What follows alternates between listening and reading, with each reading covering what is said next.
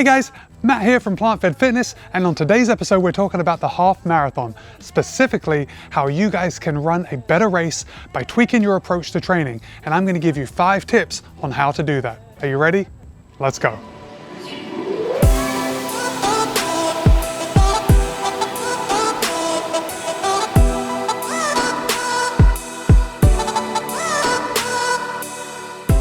Welcome back, my friends. Okay, the half marathon is a favorite distance of loads of people, and it's easy to see why.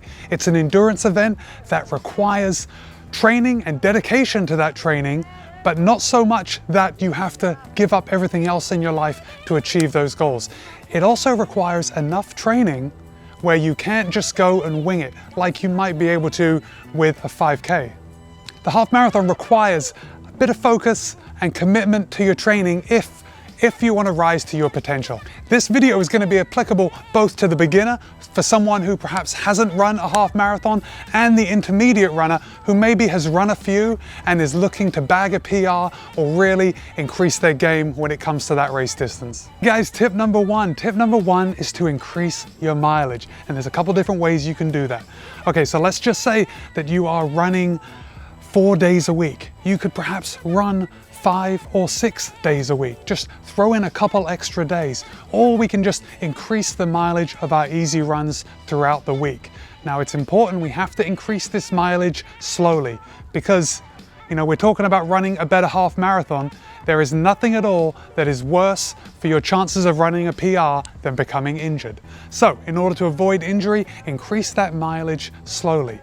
But it is hugely important to increase that mileage, and in my opinion, it's the area you are going to see the biggest gains. You're going to get the biggest bang for your buck because by increasing your mileage, you're running more. In order to get better at something, you do it more often. Running more is going to help you build strength. It's going to help you build your endurance. And the half marathon is nothing if not an endurance event. So how can you run more? Well, let's just say you're running the number of days a week that you want to run. The only way for you to increase mileage is to run more miles on those days that you run. Consequently, if you're running 4 days a week, you could perhaps run 5 days a week, or even build up to running 6 days a week. This is a great way to increase your mileage, and I just want you to make sure that you're giving yourself enough rest time. So until you know how your body responds to this, it's important to give yourself time off from running. So make sure you keep at least 1 day off where you don't run each week. Okay, so now you're on board with running more, but it's very important that you realize that these extra miles should be run easy. And what do I mean by easy? I mean by running at a conversational pace. I don't want it to be overly taxing. Now, I was about to say I don't want it to be taxing, but I know some days are harder than others, and even when we go out for an easy run, it doesn't always feel the best. But I don't want it to be overly taxing, and those miles need to be run at a conversational pace. So if you're with someone, you can be talking to them, just don't be out of breath. This is going to help you build the resilience you need to run further, so run a better half marathon, and it's going to keep you from being injured. And that is the most important thing. When it comes down to it, being injury-free is secondary to running a half marathon. Okay, so now we know that tip number 1 is to increase our mileage. Tip number 2 is to include a weekly long run. Now, tip number 2 and tip number 1, they go hand in hand because it's going to be a lot easier to increase your mileage if you're including a long run. You get to knock out a bigger chunk at one point. And the reason for including the long run is exactly the same as the reason we include more miles. It's because we want to build strength. It's because we want to build endurance while we run, and we want to teach our body to be resilient. Matt, how long is long? I hear you asking. Well, listen, that depends on your goals. It depends where you are in your running journey. So if you're a new half marathoner, let's say you haven't run one, it's not necessary to run the distance. Okay? Yeah, you heard it here. You don't have to run 13.1 miles or 21.1 kilometers in training in order to run it on race day. But you do want to have that long run substantially longer than the rest of your weekly runs. So if you're just beginning, I say you start out at a 6-mile long run and you slowly build up to perhaps a 12-mile long run 2 weeks before the race. Now, If you have been doing half marathons for a while, you can do your long run quite a bit longer than the half marathon distance. So you might be looking at 15, 16, 17, even 18-mile long runs. Keep in mind, these elite runners that focus on the half marathon, they routinely do 20-mile long runs. And it's for exactly the same reason that I'm telling you. It helps their body build endurance. It helps them just get used to running and running while tired. And all of these things will benefit you during the race. All right, guys, we are moving nicely along. We're on tip number 3. Tip number 3 is to include a tempo run. Now, once a week, once every 2 weeks, I want you to include a tempo run as one of your weekly runs. So what is a tempo run? Well, a tempo run is described as being comfortably hard. Okay, it's about 90% of your maximal effort.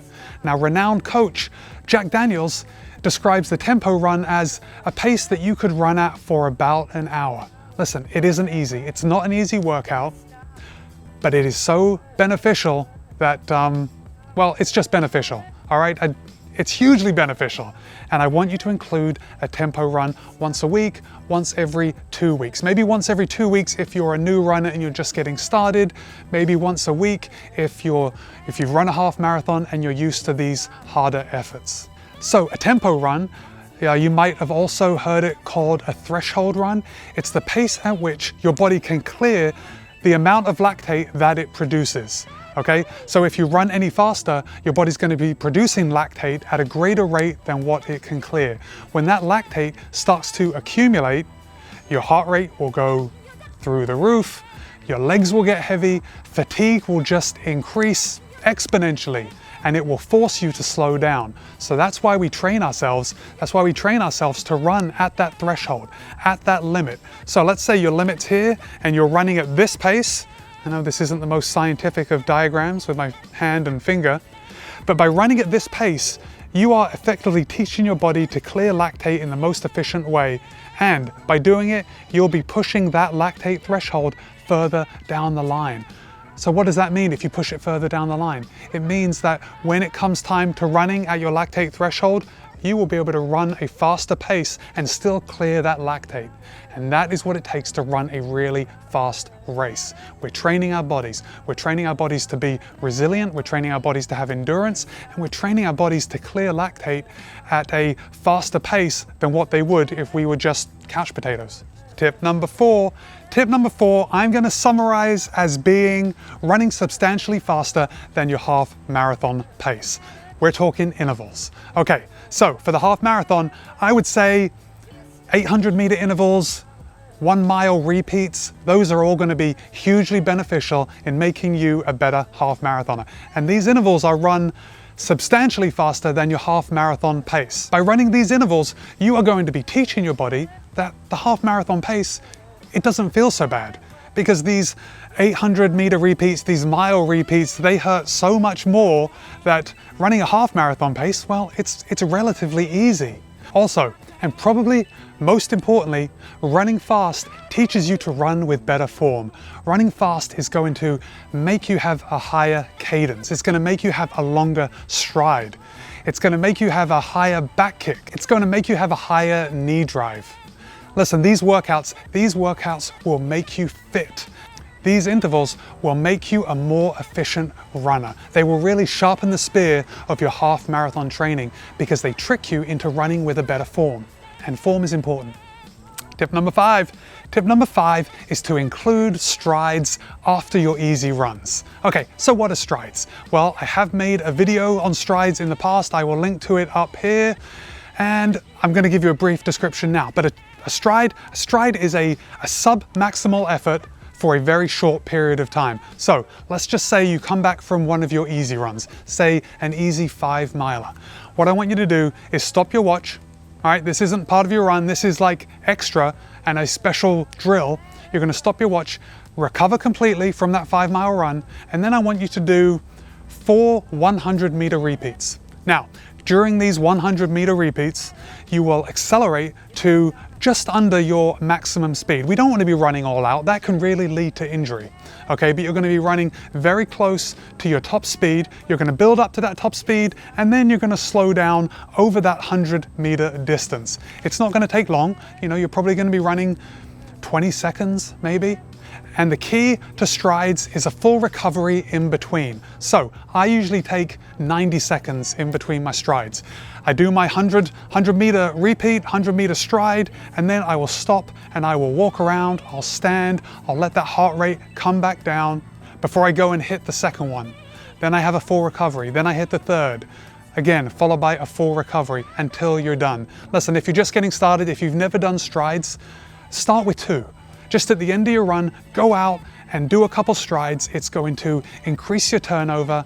Just like those intervals, it's going to teach you to become more efficient, because we all do this. When we're running easy, when we're running slow, it's easy to get a little sloppy. So I know that my back kick isn't as high. I know that my cadence tends to reduce when I'm running easy. And by doing these strides, it reminds your body what it's like to run fast. And running fast is more efficient. Well guys, those are my five tips to help you become a faster half marathoner. I really want this for you guys. I want you to improve as a runner, and I want you to tell me about it. So I have a couple questions for you. Have you run a half marathon? What do you think of the distance? And if you've run more than one half marathon, how have you improved over time? So if you want to share your times, you can. If you want to share your feeling, what it felt like during the first one and what it felt like during your most recent one, that is perfect. Okay, the great thing about having a small YouTube channel like we do right here is that I can respond to every single one of you. Let's change that, shall we? If you got any value from this video, please give it a thumbs up. If you're not already, consider subscribing. And listen, here's the big ask. If you got value from this video, please share it with some of your running friends. Share this channel with some of your running friends. Make it so I have so many comments that I can't possibly respond to every single one of you. Okay, that doesn't sound good on the surface, but what it does do, it builds a community, and we get a lot more people in and they start answering questions for other people. And that's ultimately where I want to take this community, and I want to go there with you guys. Listen, you guys are in on the ground level. This is a small YouTube channel. We're gonna grow it to great heights. All right, guys. Well, you know what's coming next, right? Be kind, be happy, and run well, and I'll see you next time.